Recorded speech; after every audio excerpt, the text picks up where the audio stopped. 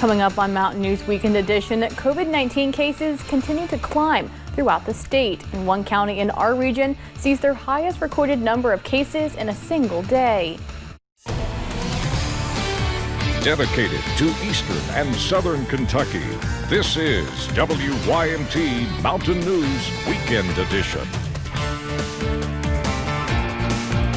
Good evening, I'm Emily Bennett. Governor Andy Beshear released updated COVID-19 numbers for Kentucky this evening. The governor announced 277 new cases of COVID-19. That brings the statewide total to 19,389. Comparing cases reported from June 29th to July 5th with cases reported from July 6th to July 12th, there is a 48.7% increase in positive cases statewide. There were 3 deaths confirmed today. The death toll is now 625. Various health departments across eastern Kentucky have reported new COVID-19 cases this weekend. The Harlan County Health Department confirmed 17 new cases today. That is the highest recorded number of cases the county has had in a single day. Harlan County now has 57 total cases of COVID-19.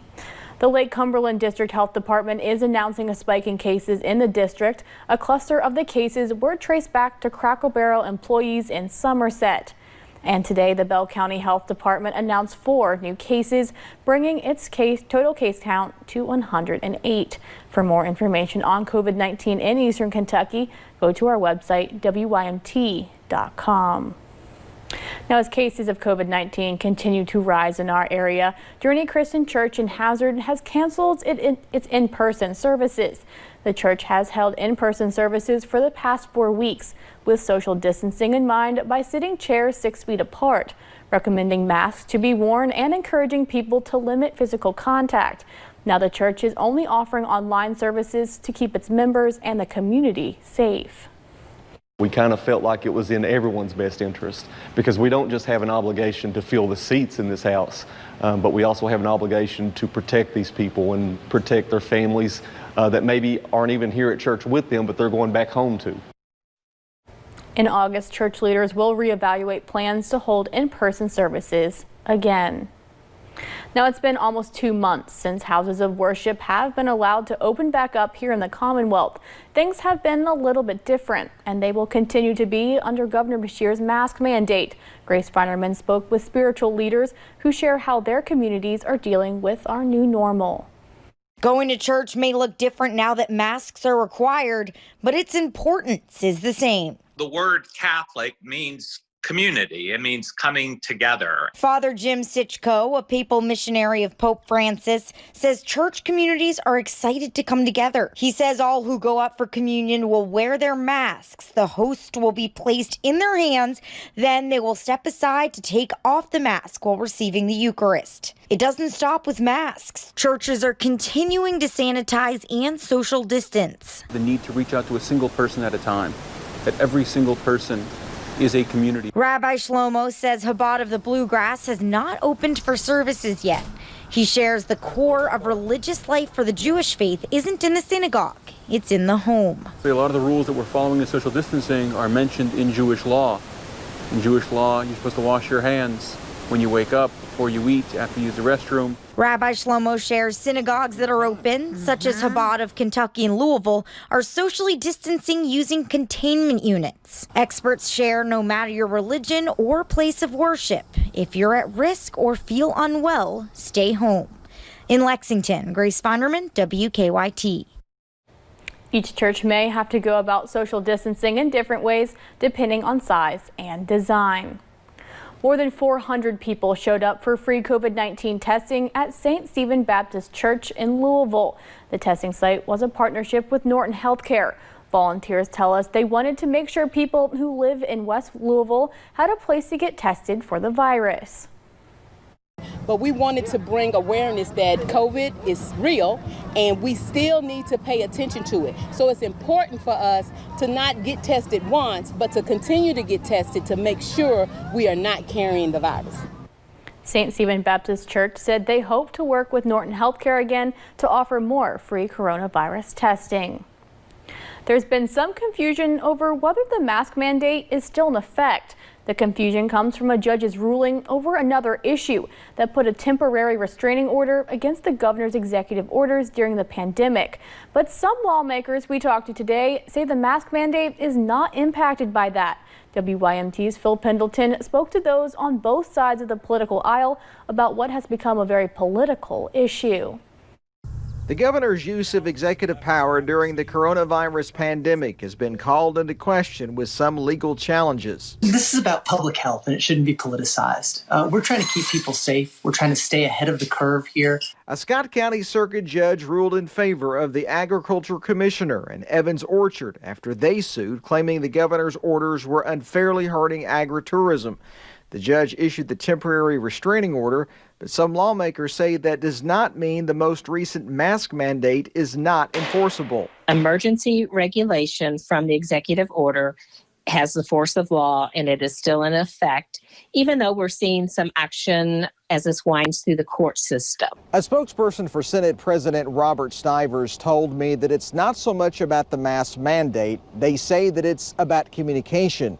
They say the governor is making these major unilateral decisions without contacting the legislative leadership first. The spokesperson for Senator Stivers says they have consistently offered a hand, but Governor Beshear wants to act on his own. Democratic leaders say they don't see it that way. No, I mean, the governor's been reaching out to the legislature. We have a part-time citizen legislature. We can't even take a vote until next January. The governor was given these powers under the Constitution and by the legislature. The issue could be discussed further by lawmakers Monday when it's brought up in an interim legislative committee. In Frankfort, Phil Pendleton, WYMT Mountain News. We also reached out to House Republican leadership today, but we did not receive a response.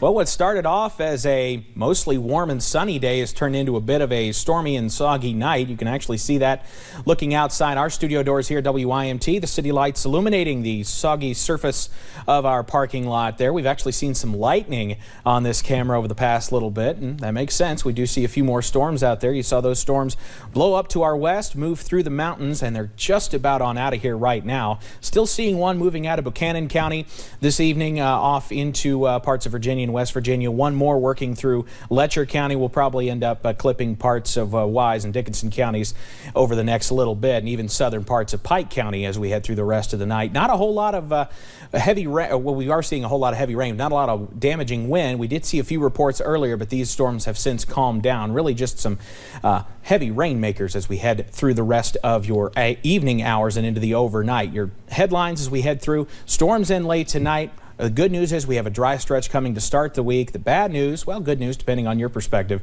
Temperatures warm back up as we head towards midweek. I'll have more on that in just a little bit. Emily? Thank you, Evan. After 5 people were arrested at yesterday's protest, allegations that a Lexington police officer used a chokehold in one of the arrests started circulating. Tonight we hear from the man who was arrested during that incident and sent us pictures with an officer's arm around his neck. And from Lexington Police, who released body camera video to refute the claim. Shelby Smithson has the story. It was this moment in the Lexington Police body camera video when the protest took a less than peaceful turn. Officers rushed across the street to arrest protesters who were walking in the crosswalk without the signal to do so.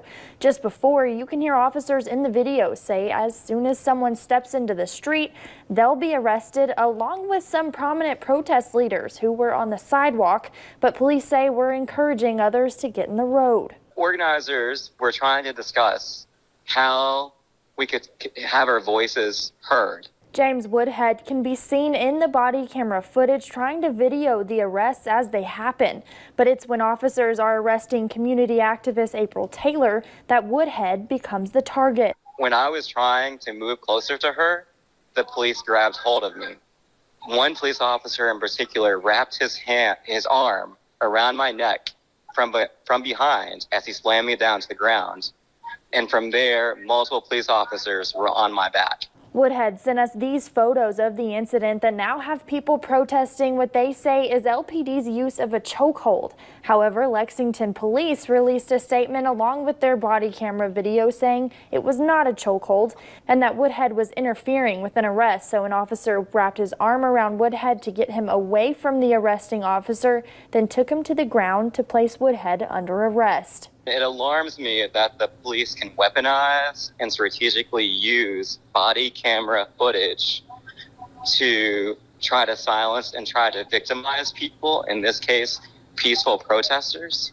But yet, when there have been other cases of excessive force used by police officers, they are not wearing body cameras, such as Donovan Stewart.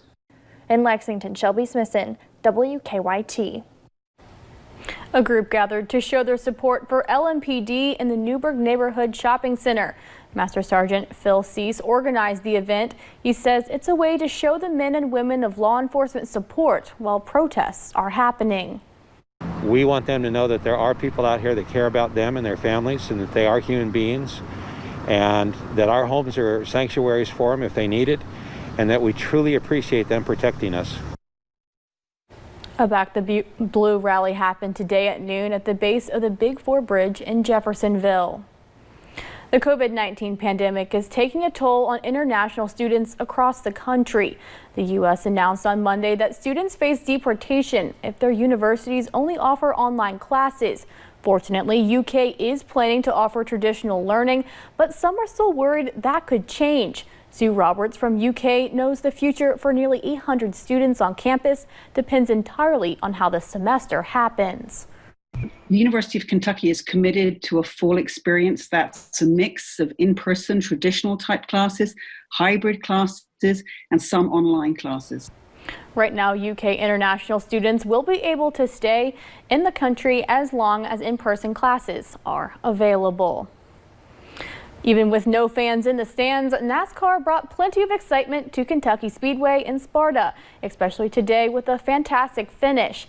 WYMT's Willie Hope takes you through the highlights from a thrilling end to the Quaker State 400 and the weekend in Sparta. Thrilling, exhilarating, awesome, whatever adjective you want to use, the Quaker State 400 brought people off their couches and onto their feet. Let's get right to it. Eric Almirola took stage 1, Brad Keselowski stage 2, but we're getting right to the good stuff. 3 laps off the restart, this one will get tight. How about 3 wide? Ryan Blaney moving below Martin Truex Jr. and Brad Keselowski. Then here comes the rookie, Cole Custer. How about 4 wide now, folks? Custer flows past all 3 to take the lead, and he wouldn't give it back. Around the final turn we go. The 22-year-old rookie takes home his first win on the NASCAR Cup Series, the first rookie to win a race on the series since Chris Buescher in 2016 at the Poconos. It's just unbelievable. I mean, I didn't think that we were coming to win. I mean, now we're going to be in the All-Star race. I don't even have to run the Open, so I don't know. Hopefully I make it to Bristol. Custer finished 5th last weekend at the Brickyard 400. That was his best race to date until, of course, he took the checker flag today in Sparta. That's all the excitement for now. I'll send it back to you, Emily. Thanks, Willie. Coming up on Mountain News Weekend Edition, find out which state has become the new epicenter of the coronavirus in America. And storms on their way out of the mountains, but the heat is on its way back in for next week. I'll have the details on a minor heat wave coming up next.